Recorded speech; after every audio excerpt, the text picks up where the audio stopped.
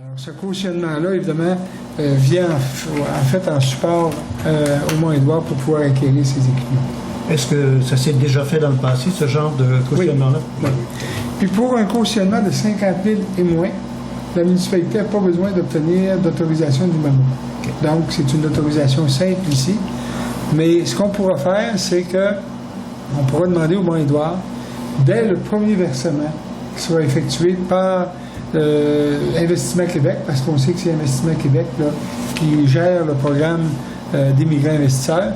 Alors, quand ils auront fait le premier versement, on lèvera, nous, notre cautionnement. Dans le projet de résolution, on va l'indiquer. On va l'indiquer dans le projet de résolution.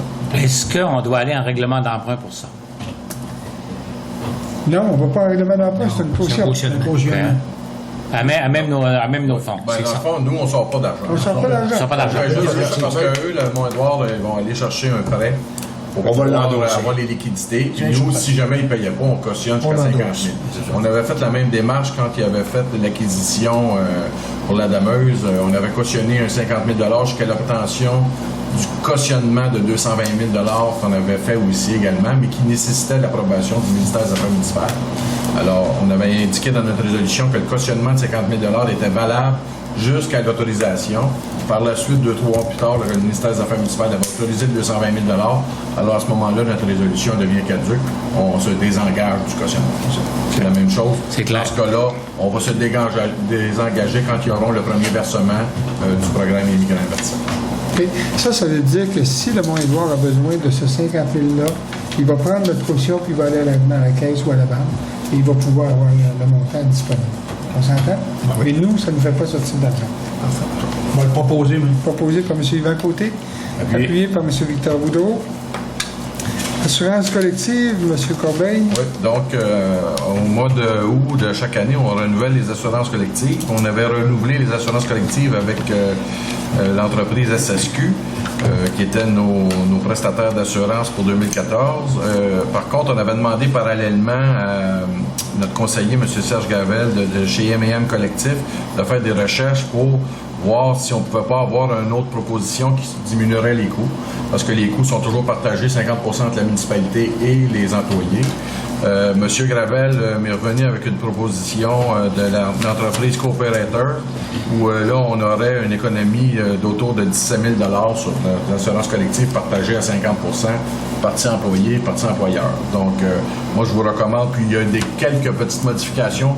J'ai soumis les nouvelles propositions à tous les employés et tout le monde sont favorables là, avec les petites modifications de passer à l'autre employeur, à l'autre assureur. Donc, à partir du 1er octobre, on serait assuré maintenant avec Cooperators et on ferait une économie, je pense, intéressante d'autour de 9 000 pour la municipalité. C'est clair? Oui. Proposé par M. Éric Thibault, appuyé par M. Marcelin Tremblay. Au point 6, avance de la société à la Société de développement projet EPRT. Vous savez qu'on a obtenu 28 000 c'est bien ça, de subvention de l'EPRT, et notre contribution est de 40 Donc, ça veut dire 11 200 Et il y a aussi, dans le fonds de Périboncourt, on a demandé un montant de 12 800 pour faire des travaux, entre autres un kiosque sur le quai. Donc, ce serait de faire, en fait, une avance là, à la Société de développement pour pouvoir payer ces montants-là qui vont être à payer, les fournisseurs qui vont réaliser les travaux. Est-ce qu'il y avait autre chose à ajouter, M. Non, c'est ça. M. Nicette Gagné. Propose, M. Proposé. Appuyé par M. Yvan Côté. C'est sûr que quand on va recevoir l'argent du Fonds de fait des bons cas et de l'EPRT, ils vont nous rembourser. OK.